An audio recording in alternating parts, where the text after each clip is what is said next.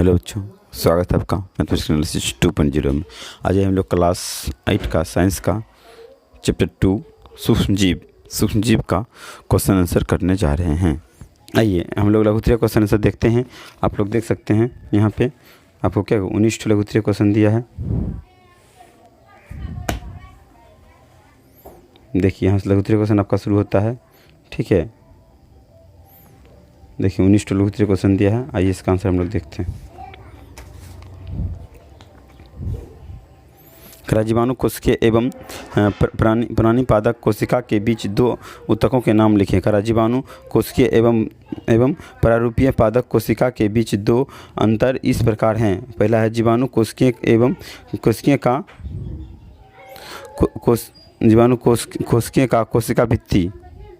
कोशिका भित्ति सेल्यूलोज का बना नहीं होता है, जबकि पादप कोशिकाएं का कोशिकी भित्ति सेल्यूलोज का बना होता है, ठीक है। जीवाणु कोशिका में घसीट लवण नहीं पाया जाता है, जबकि कोशिका में पाया जाता है। क्या इसे नहीं पाया जाता, लेकिन जब क्या कोशिका में पाया जाता है। आइए हम लोग क्वेश्चन नंबर 2 देखते हैं।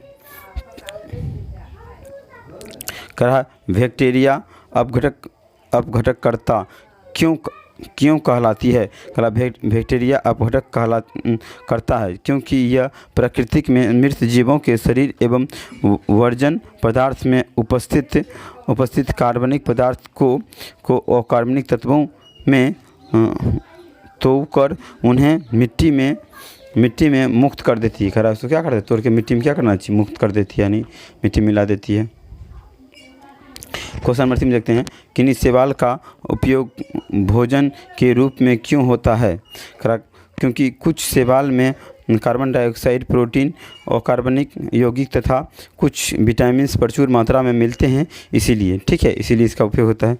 आइए हम लोग आगे देखते हैं। कह रहा है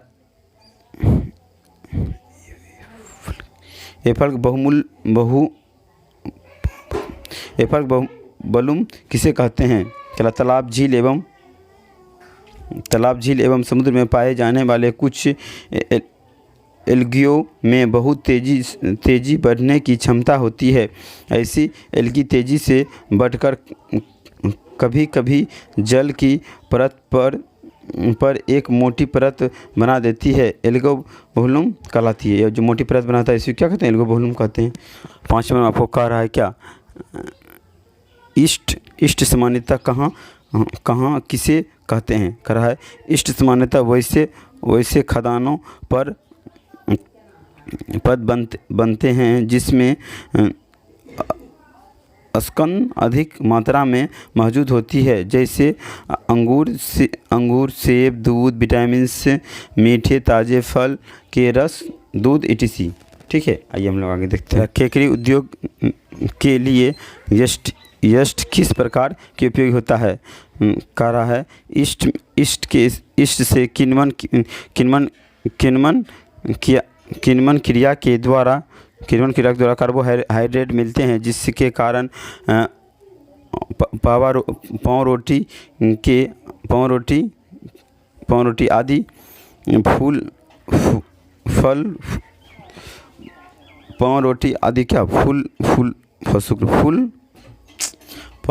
आदि फूल गए हल्के हो जाते हैं। फूल के क्या होते हैं, फूल के कह रहा है जिसके कारण पाव रोटी आदि फूल के हल्के हो जाते हैं। इस प्रकार बेकरी उद्योग के लिए यीस्ट बहुत उपयोगी होता है, ठीक है। आइए क्वेश्चन नंबर 7 पर चलते हैं। कह रहा है कवकों के कारण पदार्थ और जंतुओं में होने वाले कुछ रोगों के नाम लिखें।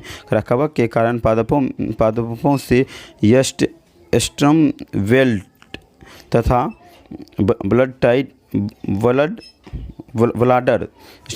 ब्लाडर नामक रोग होते हैं, तथा मनुष्य में दाद, खुजली जैसे चर्म रोग होते हैं, ठीक है। आइए चलते हैं क्वेश्चन नंबर 8 पर। कह रहा है वायरस को कभी-कभी निर्जीव और सजीव के बीच की कड़ी समझा जा सकता है, क्यों। वायरस जीवित कोशिकाएं में परजीवी की भित्ति तथा तथा कोशिकाएं के बाहर सजीव कण में असमान होते हैं। वायरस के इन सजीवों के बीच की कड़ी समझा जा सकता है। करा ठीक है। देखिए हम 8 लोग क्वेश्चन देखते हैं। करा वायरस जीवित कोशिकाएं में परजीवी के भित्ति तथा कोशिकाओं के बाहर निर्जीव कण में सामान्य होता है। करा बाहर भित्ति सजीव और निर्जीव में समान होता है। करा वायरस के इस सजीवों के बीच की कड़ी समझा जा सकता है। करा इसी को हम लोग क्या वायरस के बीच की कड़ी समझ सकते हैं। आइए करा वायरस अपनी संख्या में वृद्धि किस प्रकार करती है। करा वायरस अपनी संख्या में वृद्धि जीवित कोशिकाएं में प्रवेश कर सजीव भित्ति कहलाती है। करा मतलब वायरस जो है ना, मतलब वो निर्जीव रहता है। जब ये वो सजीव के साथ संपर्क करता है तो क्या होता है, वो भी सजीव हो जाता है और क्या करता है, अपना वृद्धि करने लगता है। करा वायरस के कारण मनुष्य में कौन कौन सी बीमारियां होती है। वायरस से होने वाली वैसे 2 रोग के नाम लिखें जिसमें बचने के लिए टीके उपलब्ध होते हैं। वायरस के कारण मनुष्य में सर्दी से लेकर कई प्रकार के भयंकर बीमारियां होती है, जैसे इन्फ्लुएंजा और पोलियो जनित एबीज इत्यादि। पोलियो तथा चेचक वायरस जीवित ऐसे रोग होते हैं जिनसे सुरक्षा के लिए टीका विकसित किया जा सकता है। ठीक है, आइए हम लोग आगे देखते हैं। यूगिलिना पौधे और जंतुओं के बीच का योजक कड़ी क्या कहलाती है। यूगिलिना में हरे पौधे की तरह क्लोरीन हरे पेड़ पौधे की तरह क्लोरीन पाए जाते हैं, जिस कारण यह प्रकाश संश्लेषण के द्वारा अपना भोजन स्वयं बनाते हैं। जंतुओं के बीच योजक कड़ी माना जाता है। जो है अपना भोजन जो स्वयं बनाते हैं, इसी कड़ी को क्या कहते हैं, जंतुओं के बीच की कड़ी माना जाता है। ठीक है, आइए हम लोग 8 नंबर देखते हैं। 12 नंबर क्वेश्चन देखते हैं। अमीबा का आकार निश्चित क्यों होता है। कहा इसका अनिश्चित आकार इसके शरीर के कारण होता है। अमीबा को अनिश्चित आकार किसके कारण होता है, उसके शरीर के कारण होता है। शरीर के किसी भी स्थान से हमेशा बनते या बिगड़ते वाले कुटपात के कारण होता है। और अमीबा क्या होता है, मतलब उसका शरीर के किसी भी भंग से कुटपात का मतलब नहीं, ऑक्सा निकल जाता है और क्या फिर मतलब बनते रहता है, फिर नया नया कट के दूसरा भाग बनते रहता है उसका। इसी कारण उसका क्या होता है, अनिश्चित होता है। कह रहा है प्रोटोजोआ किस कारण लाभदायक है। प्रोटोजोआ प्रत्यक्ष रूप से अपघटक का कई कार्य करते हैं तथा समुद्र में पाए जाने वाले प्रोटोजोआ कई छोटे समुद्र जंतुओं के भोजन होते हैं। इस प्रकार प्रोटोजोआ लाभदायक होता है। इस प्रकार क्या प्रोटोजोआ क्या है, लाभदायक है। हम लोग क्वेश्चन नंबर 14 चलते हैं। करा है सूक्ष्म जीवों के अपघटक से संबंधित किन्हीं 2 महत्वपूर्ण खोजों का उल्लेख करें। करा सूक्ष्म जीवों के अध्ययन से अधिक संबंधित किन्हीं 2 महत्वपूर्ण योजना इस प्रकार है। 1665 ईस्वी में रॉबर्ट हुक ने माइक्रोस्कोप की सहायता से सर्वप्रथम कोशिकाओं की खोज किया था। 1776 में लीवेनहॉक ने बैक्टीरिया का क्या था, लीवेनहॉक की खोज किया था बैक्टीरिया का, और क्या किया था, माइक्रोस्कोप का खोज किया था। आइए क्वेश्चन नंबर 15 पर चलते हैं। कह रहा है मनुष्य के जीवन पर सूक्ष्मजीव के द्वारा होने वाली लाभदायक प्रभावों को उल्लेख करें। अगर मनुष्य के जीव पर सूक्ष्मजीव के द्वारा लाभदायक प्रभाव है, जैसे कुछ सूक्ष्मजीवों में मेडल के अपघटक करते हैं जो प्राकृतिक में जैविक उपग्रह बनाते हैं। कुछ सूक्ष्मजीव में नाइट्रोजन अस्थायीकरण करते हैं। इतना ही नहीं, सूक्ष्मजीव को भोजन के रूप में करते हैं तथा सूक्ष्मजीवों का उपयोग बेकरी के उपयोग में करते हैं। सूक्ष्मजीव के उपयोग हम लोग क्या बेकरी उपयोग मतलब तुरंत बताते हैं क्या उपयोग हम लोग करते हैं। ठीक है, आइए हम लोग क्वेश्चन नंबर 16 पे चलते हैं, 18 पे 16 पे चलते हैं। ठीक है, कह रहा है कवकों के 2 प्रमुख उपयोग को लिखें। कवकों के 2 प्रमुख उपयोग इस प्रकार है। इस प्रकार बेकरी उद्योग में एस्टिस का उपयोग करा क्या, कभी के दो प्रमुख उपयोग है। इस प्रकार बेकरी के उपयोग में एस्टिस, यहाँ लिख दीजिएगा निम्नलिखित है। इस प्रकार बेकरी उद्योग में एस्टिस का उपयोग पाव, रोटी, केक इत्यादि बनाने में किया जाता है, क्योंकि ढीले आटे तथा मैदे में किण्वन के द्वारा कार्बन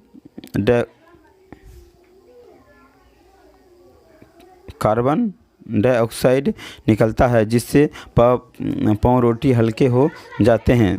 दूध उत्पादन चीनी को परिवहन में तथा उसमें विशेष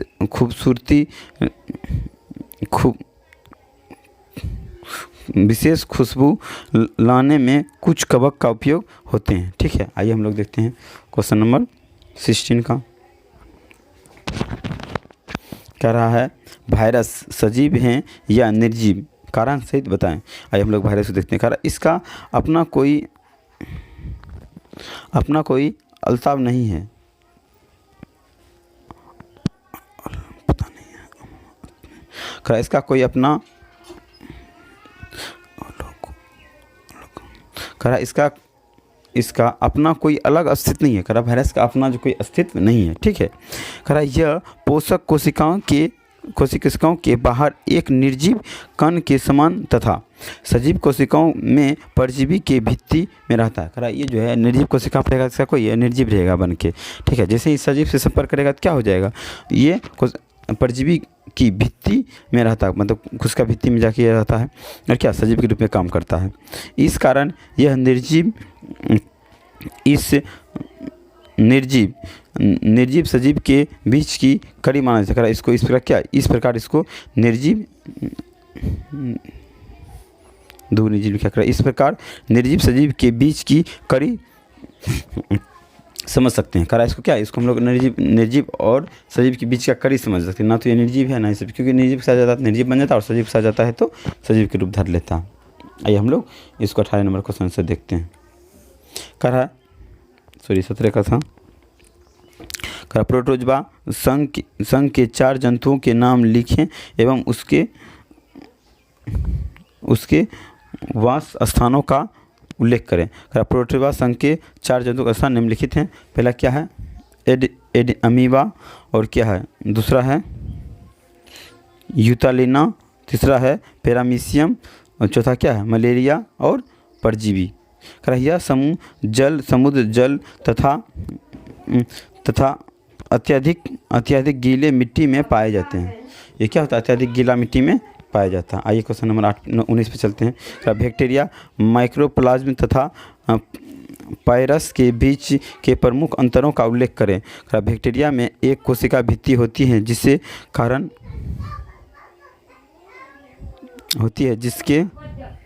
कारण इसका आकार निश्चित होता है। माइक्रोप्लाज्म में कोशिका भित्ति नहीं पाई जाती है, जबकि